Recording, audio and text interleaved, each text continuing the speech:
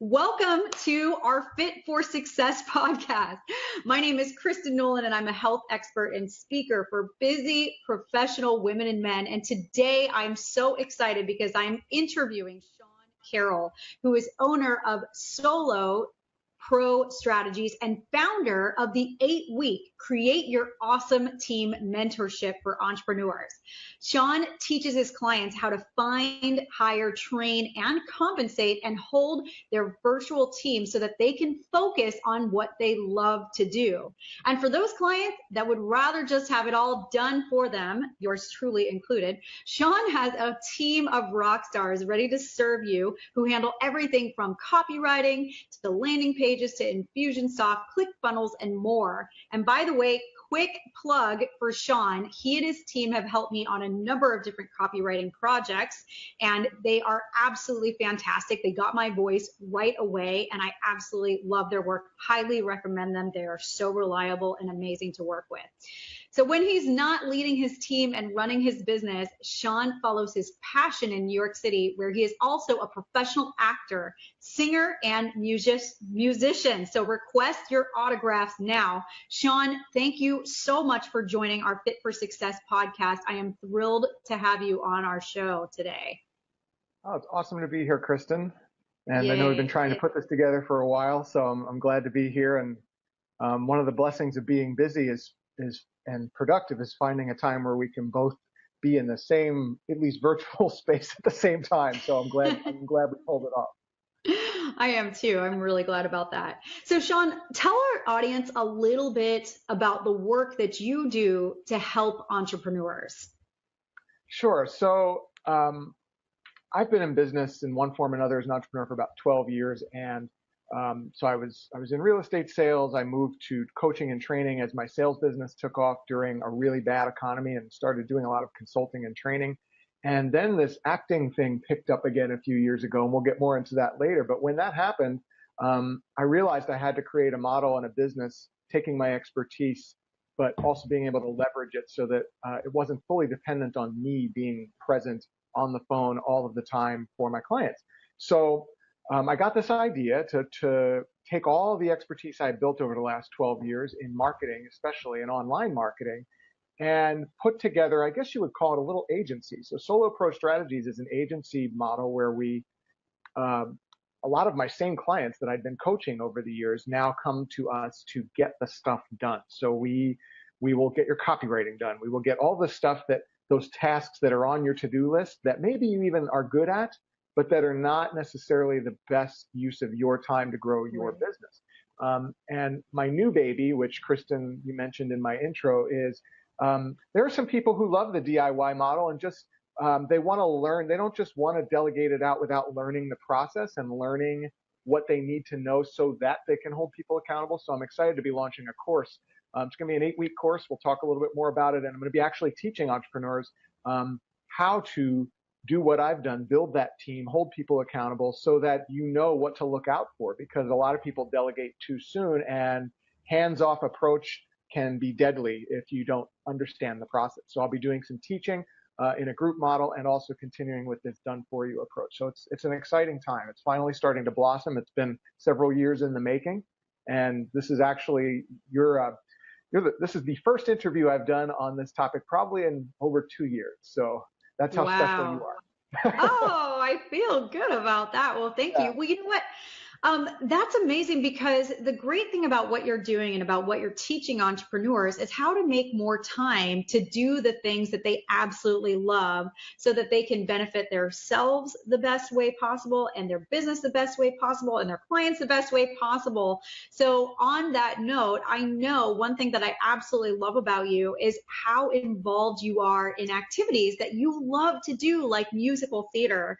And I know most entrepreneurs, right? It's incredible. I'm going to have you talk about it in just a second. And I know most entrepreneurs, they feel like they are too busy to take care of themselves and do what they love and take care of their business.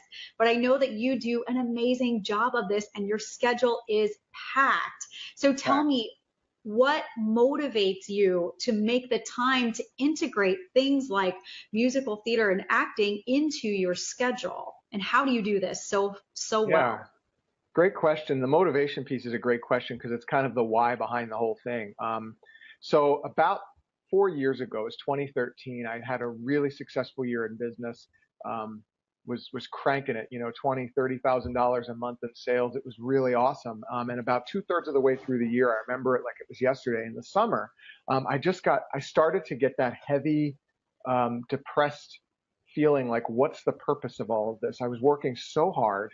And the money was coming in. I was on stages sharing my success. You were there. You saw it. You saw me up there talking about my numbers, and it was really exciting, and I was getting a rush from it. But then when that rush wore off, I was sitting there going, something's not right here. And I almost shut the whole thing down. And I was working with a life coach at the time, actually with the Tony Robbins organization. And she said,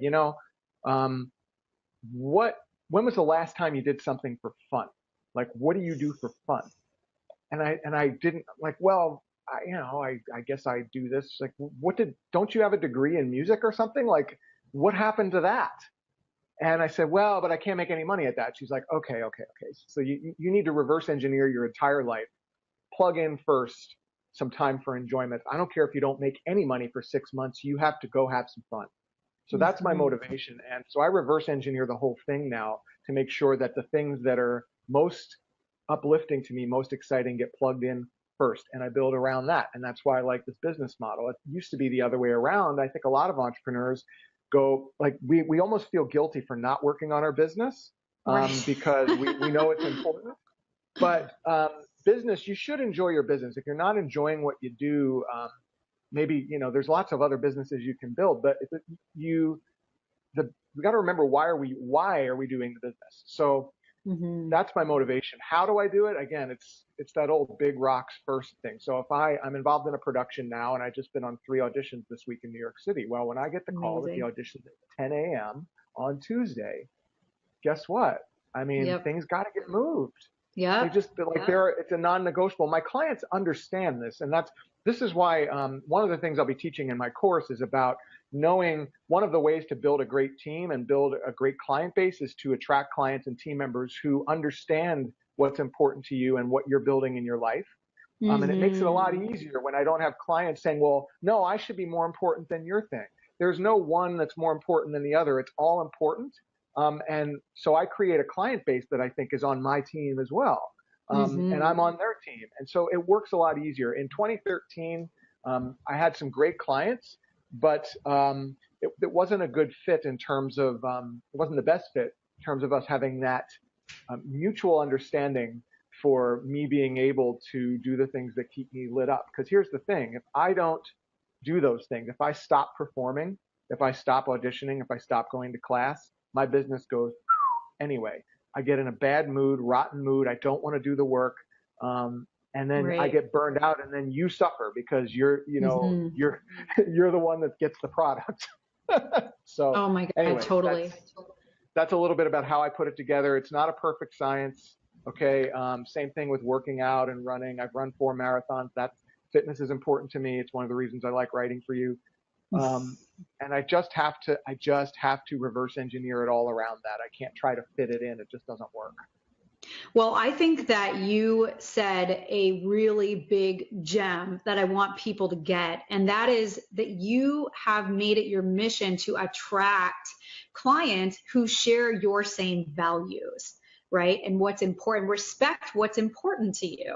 And I think that's so key for a lot of people to hear, because so many entrepreneurs will drive themselves into the ground for clients who don't share a mutual respect for them as a person, not just as a coach, but as a person. What are these things that are actually important to them? So I think when you get people on the same page as you and they share your values, then you can thrive in helping each other out. It's a mutual relationship. There's mutual respect. And then you're right, in making yourself, doing the things that make you happy, you're showing up as, God, 100 times more effectively as a coach for those people that you truly want to help. And you've recognized that because you've experienced it. You had a ton of success in 2013, making $20,000, $30,000 a month. You know, you're supposed to be on cloud nine, but you're not, because you're not doing the things that you love. You're just grinding away every single day. For people that don't totally understand that you need to have your time and your space. So I think that's such a huge message for people to hear. Yeah, it was a tough lesson to learn because I've been broke too. I mean, that's a big part of my story is, you know, I've been broke and bankrupt and lost everything. And so I've had no money and I've had a lot of money. And I can honestly tell you, the depression and the stress was higher when I was successful and not happy because I started to get angry about, well, I've been working so hard for this and I'm not happy. What's the deal? That was a deeper pain for me, a way deeper pain than not having the money, because that's a problem, frankly, that I kind of knew how to solve. But then when I got to this new place, it was like, God, what do I do now? Like, I earn more money. That's not gonna fix it. So and that's what led me to this, and it's very visceral for me, and it's a trigger point for me. I can feel it when I'm getting out of balance in that way, and I know that I need to make some fast adjustments because I don't ever want to go back to that place again, money or no money, where I'm feeling like I'm not moving forward with a purpose in my life. Right. And so the key point for you is that you have developed an awareness of when things start going off track so that you can get yourself back on that train. I can feel it in my body when it happens. I can feel it. I can feel it happen. Meditation helps with this. You know, reading and getting quiet time, really paying attention to, you know, when I get that feeling in my gut, like identifying it and saying, all right, you know, what's the source of this? And it takes work, but I'd rather catch it early if I can. Sometimes I catch it earlier than others. And, but you know, I have to pay attention to it. I do. Right. Yeah, no, absolutely. That's huge. Well, I'm so glad that you've learned how to pay attention to it, because that's another really, really big deal that most entrepreneurs aren't aware of. You know, they're only aware once they've hit that wall and they've totally crashed. And it's interesting because I was actually having a conversation with a client earlier today that I was coaching who's been on this you know, very fast sprint. She's growing her business at a very fast pace right now. And we agreed that, you know, okay, for the next 2 weeks, you can jam it out. But at the end of 2 weeks, you have got to give yourself a spa day. No, no questions asked, no negotiations, a whole day off of work. And, you know, she's coming to the end of that 2 week sprint and she's kind of hating life right now. You know, she's feeling bitter. She's feeling almost just not congruent anymore with the type of work that, you know, that she's doing. And I think just because mentally she's got so much going on and she loves what she does. So I know this is not her, right? I know that once she has that day off and she has a second to just, you know, breathe and adjust, she's going to be just fine. But it really does take disciplining yourself to have that downtime so that you can, you know, live in the appreciation state for what you do and the people that you help, right? Very true. Very well said. Yeah. I want to ask you a question, and I would love you to really think through this one, because I think that one of the points that you made is that so many entrepreneurs will have this sense of guilt when they are not working on their business because the buck stops with them. And I totally agree with you. I felt it myself. I've seen it with a lot of my clients. But tell me this, like, let's have them really think in another way about self-care. How do you feel your self-care efforts have affected your performance in your business? I know you've touched on this, but can you give us any specific, you know, tangible results that you've experienced from putting these self-care needs first? Yeah, I mean, so I will give you, I'll give you a productivity example, and then I'm going to give you a financial example. Oh, wonderful. Thank you. The productivity example is 3 days ago, I had a very intense audition here in the city. And if you've never attended I mean, if you've ever been, I know you've been a professional dancer, you know the deal, like when you're auditioning for something where you have all these people and just high energy, high nerves, and then you go in and you perform and it takes a lot of energy, even if you love it. Totally. So I can tell you're like, yeah, I'm there with you. So, I walk out of the room and I feel fulfilled, but I'm exhausted.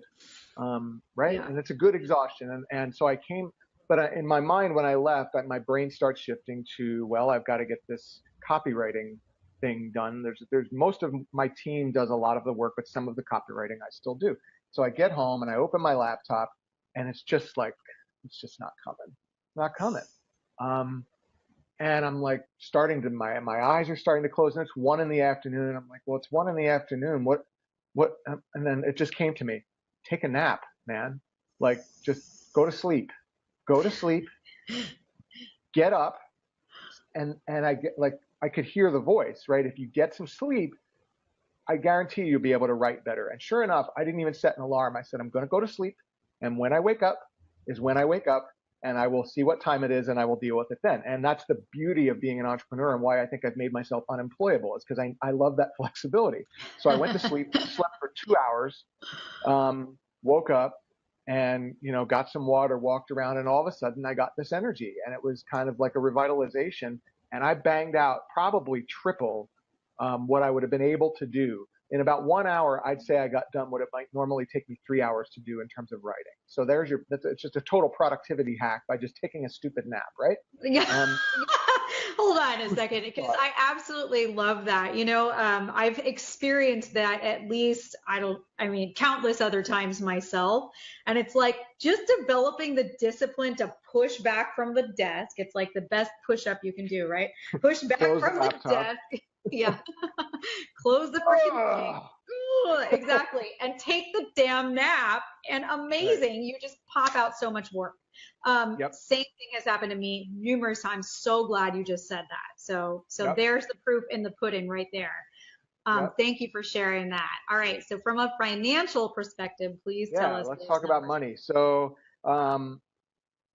here, what happens when you are following multiple passions, if you will, or multi-focused in your life, which most of us are. Most creative people are not involved in just one thing. It's, you've got a business, you have another creative endeavor, a hobby, whatever. And so the more of that I do, I start to notice my availability shrinks, but the demand on my availability has grown. So more people, because I'm more productive and the quality of work is continuing to increase. And I think you've experienced this too. Absolutely. As the quality of work increases, the referrals increase, so the demand increases, but my availability and team resources don't grow fast enough. Well, in a capitalist society, that's called supply and demand. And so I had this wake-up call the other day going, wait a second, your demand is increasing at this rate. Your supply is only increasing at this rate, yet you're still charging what you were a year and a half ago for the same thing as new clients come on. And I realized it's simple math. And so I thought, well, could I triple my prices for the same service? And again, the guilt kind of comes in because I want to be affordable. And then I thought, well, wait a minute, if the quality is high enough and the value is high enough and it's a high value proposition, the fee should match that. I mean, it's just like the airlines, right? If you buy a ticket from New York to LA 3 months in advance, in general, that ticket's going to cost you less than if I bought a ticket to LA tomorrow.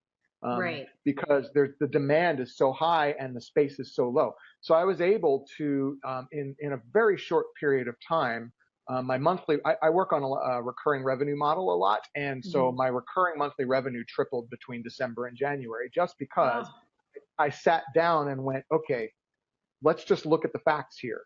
Right. And it wasn't that I was trying to gouge people. It's that I've earned it. The quality of work and the space and what we're able to do the market has responded. And so, but I would never have gotten to that place without being present with self-care, being listening to what my intuition, listening to what people were telling me. None of that happens if I'm not well rested, I'm not well fed, I'm not doing things that I enjoy, because I can get so much in locked into my zone in business that I don't hear anything that's really important. And so Yeah. huge difference in revenue. And as a result, I was able to go to a couple more Broadway shows this month. I was able to take a couple more acting classes this month.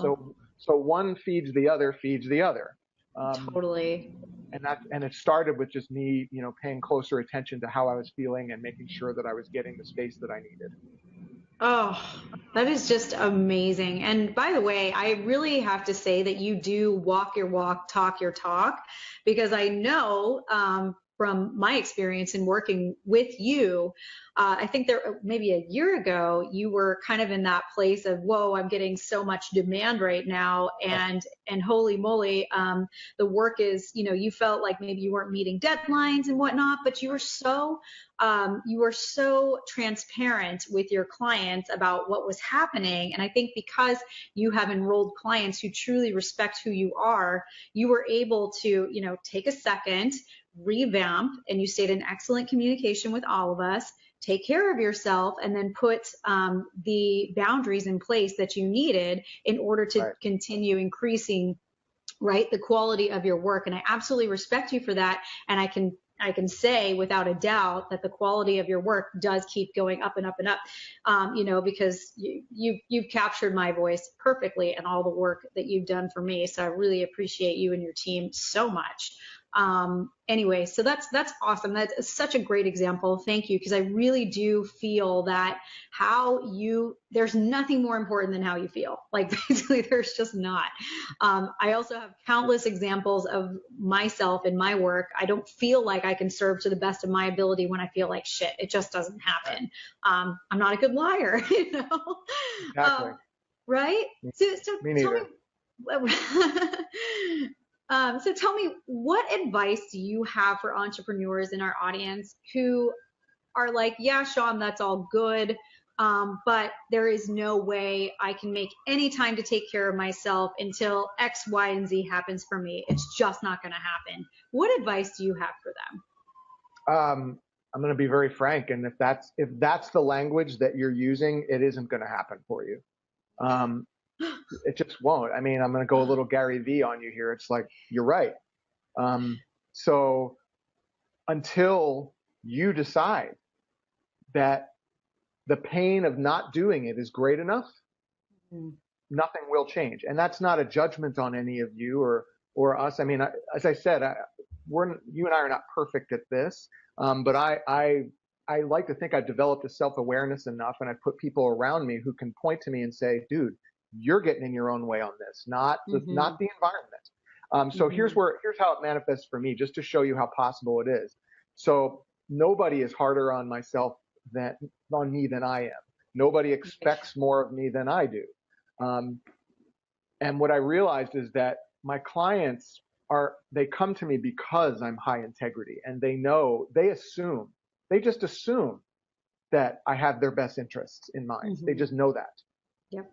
So, but yet I was telling myself, oh, no, that can't be, you can't give them that in 3 days. You promised to them yesterday. And then one of my friends who I really respect, who also owns a business, says, well, what happens if you just told them that they'll get it in a couple of days? Like, what would happen? And I'm like, well, they'll think I'm not doing my job. It's just like, okay, well, listen, you can stay on that hamster wheel, or you can just do what needs to be done and fix it. So if you're in that place where you feel like I just don't have the space, I would say decide that you want the space, and then start with one thing that start with that one thing that if you did it this week would start to change the game for you. I can tell you, I remember exactly when it was for me, and it was when I went to my first, actually it was a dance class. And I saw that there was a tap class that was on a Monday afternoon at 1:00. Happened to be in my neighborhood. One of the great things of living in the city. It's like there's dance classes right around the corner. And I'm like, I can get to that. It's right there. But it's 90 minutes and it's a half hour to go, and then I got to get changed, and all that bullshit starts going in my head about why I can't take 2.5 hours. And then I thought, well, all right, let me reframe this. If I found out that my wife just got rushed to the hospital, would I drop everything and go? Damn right I would. Well, yeah. So that shows me that I have the power to do anything if I make it important enough. And so I went to the dance class, one dance class, And when I did the one, I was like, well, where else could I do this? Then it was a yoga class. Then it was, let me find an acting teacher, and it started to, snowball. Now it's like I mean, I don't know how many hours a week, but it's probably 20 hours a week focused heavily on my business, 25, 30 hours a week focused on those other things. And but it didn't start that way. And it didn't start until I made the decision. So just make the choice and then pick one thing. That was a really, you're just like mic dropping all over the place here, but seriously, I was just like trying to contain myself. But yeah, amazing, because the key thing that you said was decide that the pain is bigger than continuing on the route that you are on. Right. Yeah. And it's interesting because I was just having a conversation with a client last week. There are certain things that are a little bit more slow going for her. And she and I had talked through that whole scenario. It's like, well, what pain is greater? Is it not being able to stand on stage and deliver your keynote talk with confidence, and with stamina, or is it something else? Because the thing is if you continue to be out of shape, you are not going to be able to share your message effectively with the world on a stage, and you're not going to have the stamina to travel and do the things that you want if you don't prioritize your body first. It's just not going to happen. People are not going to hire you if your stamina sucks, and they see your energy dwindling while you're on that stage. And for her thing, it's keynote speaking. So I think you just really nailed it right there. Think about what's important to you, the pain of not doing it. And you'll find the time. Yeah, you will. And to start small. That's great. Yeah. Just get the momentum going, and the worry and staying in the place of how am I going to do this is way more difficult than just going and doing it. So it's just like the pain, the worry of the audition is worse than the actual audition. Right. So, pick the thing, go do it, clear your calendar, make it happen, and I promise you won't die. Your clients won't die. You're not going to end up living in a box somewhere. You're not going to get, I'm saying these things because this is what I tell myself. Like, you're not going to get flamed on social media. You're not going to be called out as like this snake oil salesperson. Just let all that shit go. Yeah. Oh my God. Absolutely. No, I totally agree with you. And it's interesting how many creative scenarios our brain can come up with that will prevent us from doing things that we'd rather be doing. So Sean, tell us this. Again, I absolutely love your work, and I'd love other entrepreneurs to know more about you and where to find you, where to download your stuff, because you are just such a phenomenal person to work with. So where can our audience learn more about the work you're doing and get on your list? Yeah. So the beauty of being here watching this interview is I'm kind of relaunching myself. I've been growing this business for a while without marketing it. It's been great and I've been blessed to have great referrals. Clients stay with me and tell other people about me. And I've learned to not grow too quickly. And so I've really made sure that before I start marketing, that I have an infrastructure in place that can support leads that come in, inquiries that come in, and also so that I can have something to teach people that would be useful and valuable. I've been piecing this all together over the last 2 years, and I finally have, okay, here's the 5 things that people really need to know. So what we have is a brand new e-report, e-guide with some video tips to accompany. It's called the 5 costly mistakes that solopreneurs make when hiring virtual assistants. And so if you're a solopreneur, if you want to grow your business, you will need virtual assistants. It's just a given. And they're a great way to expand without hiring the employee and all of that. So if you want to get on the list for that, it's probably going to be, I'd say, in the next week or so. And then you'll get some email tips from me over a period of time. We're starting to roll that back out again. Go to Solo, so it's solodreamteam.com. That's a good URL. Yeah, and we'll put it in the comments here below. And if you're listening to this podcast, the page may look a little different once it's actually released. But right now, let's make sure that that's working, Kristen, if you're on yours. I'm sure it is. I just tested it a few minutes ago. That's how new it is. But so when you go there, it's going to ask you for your email address. You'll get put on our kind of VIP list. And as soon as it's released, we'll send it to you and see what you think. And so we'll have some courses rolling out. We'll have some room for some new clients, some new virtual done-for-you type clients starting in the next month or so. So I'm excited about that. There we go. It's up. Awesome. Great. So yeah, just pop your email in there. And once you hear from us, if you have questions, if there's things that you would like to see, questions you have about building a team, I can tell you that all of the stuff I've talked about over the last 20 minutes, I could have never done without a team. Couldn't have done it. Right. No way could I have done a third of these things even if I was managing all of the team. Like I have people who now help me manage my contractors. So get the report, email me, comment, tell us what you'd like to know. And I'm in listening mode right now. So I want to hear what you guys need so that we can put it in the course for you. I love it. Perfect. Well, that's awesome. Okay, great. So go to solodreamteam.com if you want to grab Sean's freebie and ask him questions and give him your input about what you need. He is an excellent listener. He is always taking in client feedback and implementing the things that will help you grow your business most. I can absolutely attest to that. Sean, I am so thrilled that we were able to have you today. You are truly a Fit for Success podcast, dream come true interview. So great to have you.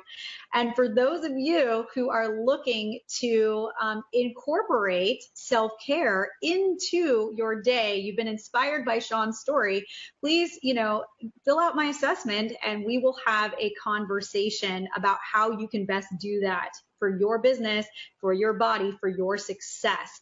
And the assessment can be found at fitforsuccessquiz.com. That's fitforsuccessquiz.com. All right, you guys, we are going to peace out. It's been real. And we will see you next time. Bye. Bye, everybody.